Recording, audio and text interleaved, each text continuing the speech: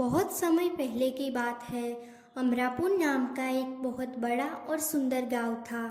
उस गांव में चमन नाम का एक गरीब व्यक्ति अपने बूढ़े पिता कालिदास के साथ रहता था।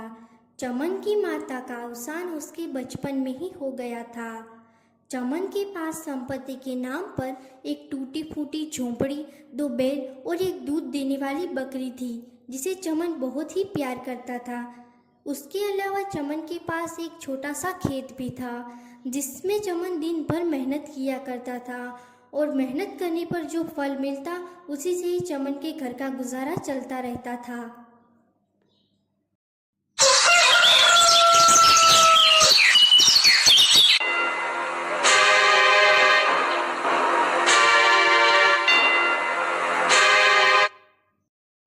अरे चमन, जल्दी बाहर निकलो भाई, तुम्हारा बहुत ज़रूरी काम है। अरे इतनी सुबह सुबह कौन है? आ रहा हूँ भाई, आ रहा हूँ। रुको, 2 मिनट रुको, मैं अभी ही आ रहा हूँ। अरे भाई चमन, गांव में बहुत बड़ी समस्या आ चुकी है। अरे भाई रामू, क्या हुआ? इतनी सुबह सुबह मेरे घर क्यों आना पड़ा? मुझे तुम बहुत ही ज़्यादा परेशान लगते हो। भाई बताओ क्या हुआ? अरे नहीं चमन भाई, मैं तो सिर्फ तुम्हें यह बताने आया हूँ कि तुम जल्दी से अपने खेत जाओ, तुम्हारे खेत में आग लग चुकी है। रामू की यह बात सुनकर चमन बहुत ही ज़्यादा उदास हो जाता है और दोनों ही तुरंत ही अपने खेत जाने के लिए निकल पड़ते हैं। और चमन जब अपने खेत जाकर देखता है तो बहुत ही ज़्यादा परेशान हो जाता है, क्योंकि उसका सारा खेत और उसकी फसल बहुत ही ज़्यादा जल चुकी होती है। हे भगवान, ये क्या हो गया? ये तूने क्या किया? मेरी 6 महीने की सारी फसल बर्बाद हो गई। हाय भगवान, मैं अब क्या करूं? हाय रे, अब मैं क्या करूं? मेरा तो नुकसान हो गया। मैंने कितनी मेहनत से ये फसल उगाई थी और आज इसे जलता हुआ देख रहा हूँ। मैं बहुत दुखी हूँ। अरे भाई चमन, अपने आप को संभालो। गर्मी ही इतनी ज़्यादा हो गई है कि फसल जल ही जाएगी। अब क्या करें? तुम परेशान मत हो भाई चमन, मैं दोबारा खेती करने के लिए तुम्हारी मदद करूँगा और हम दोनों मिलकर मेहनत करेंगे और फल ज़रूर प्राप्त होगा। अरे भाई, मैं अपने आप को कैसे संभालूं? इस बार मैंने खेती करने के लिए गांव के मुखिया से कुछ पैसे उधार लिए थे। अब खेती तो अच्छी नहीं हुई, अब कैसे पैसे लौटा पाऊंगा? मैं बहुत ज़्यादा दुखी हो चुका हूँ। अब पैसे कैसे वापस कर पाऊंगा मुखिया को? अरे भाई चमन, तुम चिंता क्यों करते हो? मैंने कहा ना कि मैं फसल उगाने में तुम्हारी पूरी मदद करूंगा। मैं हूं ना, मैं तुम्हें पैसे दूंगा। वह पैसे तुम गांव के मुखिया को लौटा देना। अरे नहीं नहीं भाई, अब मैं कर्ज कितना लूँगा? अब मैं किसी के पास से भी कर्ज नहीं लूँगा। जो किस्मत में है वो तो ज़रूर होकर ही रहेगा। कुछ महीने ऐसे ही बीत जाते हैं।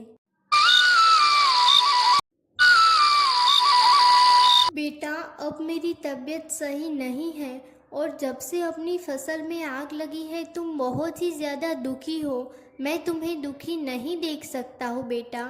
पिताजी, मैं क्या करूँ? मुझे कुछ भी समझ में नहीं आ रहा है।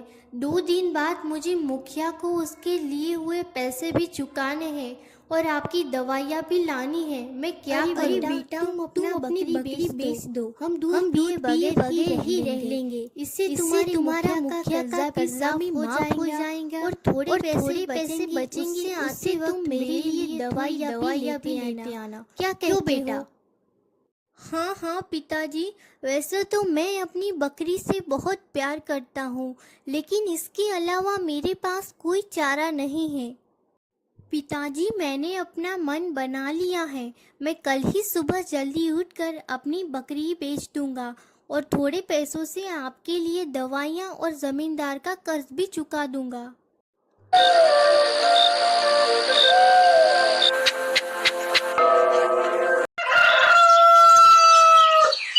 अगले दिन सुबह होते ही चमन अपने पिताजी के कहे अनुसार अपनी बकरी को लेकर बाजार में बेचने के लिए ले आता है।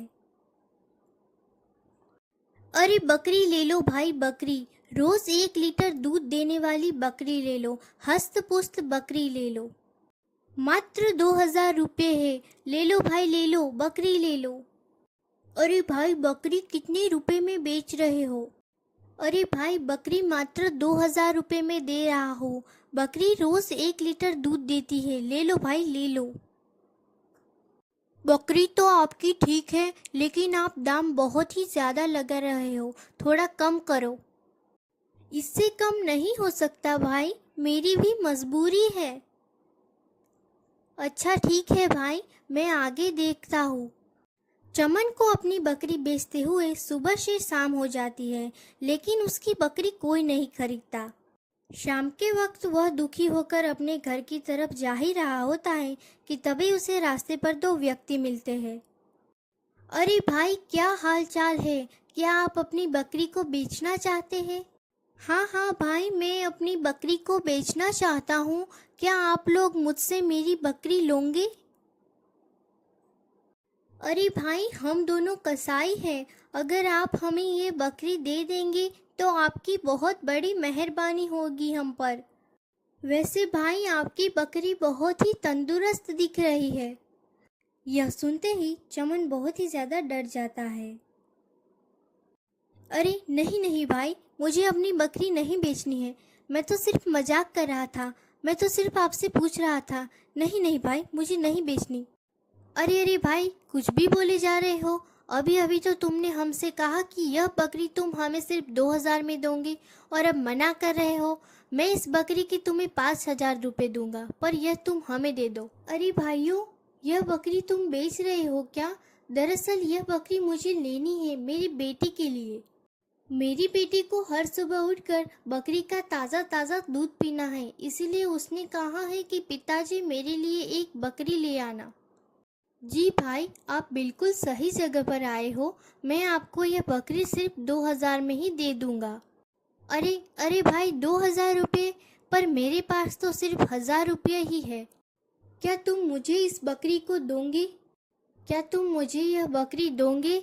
आज उसने मुझसे कहा है कि पिताजी मेरे लिए बकरी ले आना।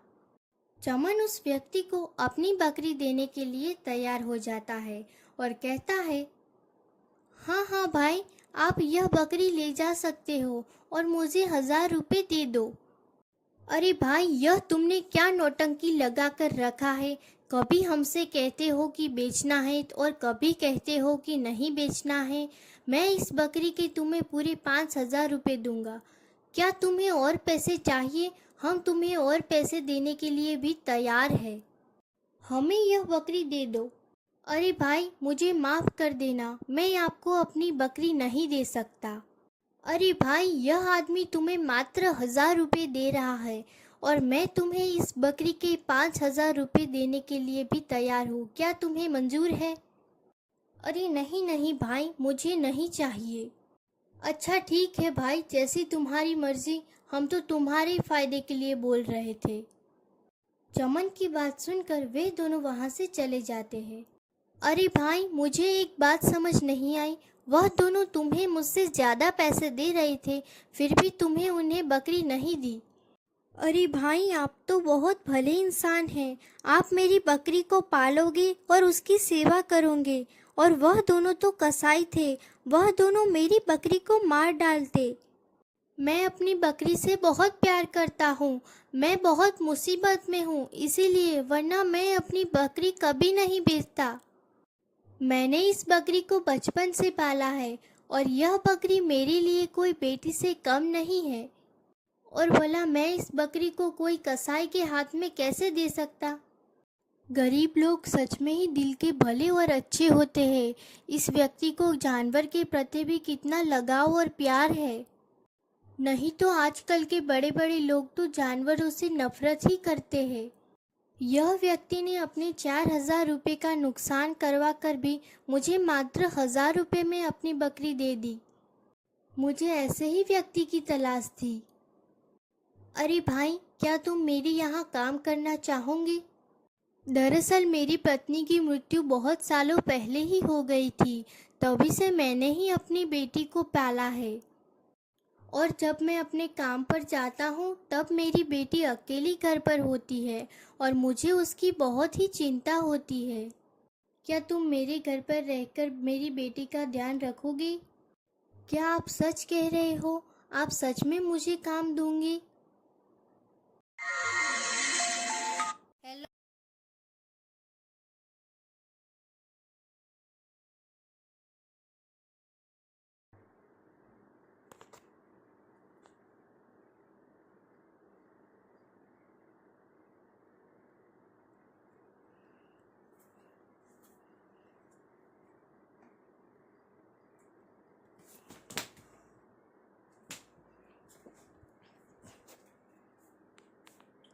हाँ हाँ भाई, मैं सच कह रहा हूँ।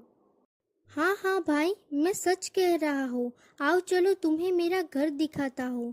ऐसा कहकर वह बड़ा आदमी चमन को अपना घर दिखाने के लिए ले जाता है। भाई चमन, यह देखो मेरा घर। इसे आज से तुम अपना ही घर समझना। ठीक ठीक है भाई। हाँ हाँ ज़रूर, जैसा आप कहेंगे वैसा ही करूँगा। आप बहुत ही अच्छे इंसान हैं। देखो चमन, ये है मेरी बेटी। मैंने तुम्हें बताया था ना। मेरी पत्नी के जाने के बाद मैंने ही अपनी बेटी को पाला है और मेरी बेटी को मैंने किसी भी चीज़ की कमी नहीं होने दिया है। तो तुम भी मेरी बेटी का मेरी तरह ही ख्याल रखना, ठीक है? हाँ हाँ जी, मैं आपकी तरह ही आपकी बेटी का ख्याल रखूँगा। मैं आपकी बेटी को खिलाऊंगा, पिलाऊंगा और उसके साथ साथ उसके साथ खेलूंगा भी और उससे बहुत ही प्यार करूंगा। इसी तरह चमन की नौकरी सेठ के यहाँ लग गई और उसने मुखिया से लिए हुए पैसे भी लौटा दिए। अब वे लोग खुशी खुशी जीवन जीने लगते हैं। तो देखा दोस्तों, जो हमेशा सबके साथ अच्छा करता है उसके साथ हमेशा अच्छा ही होता है। हमारी कहानी पसंद आई हो तो कहानियाँ पल्लू की सब्सक्राइब करना न भूलें।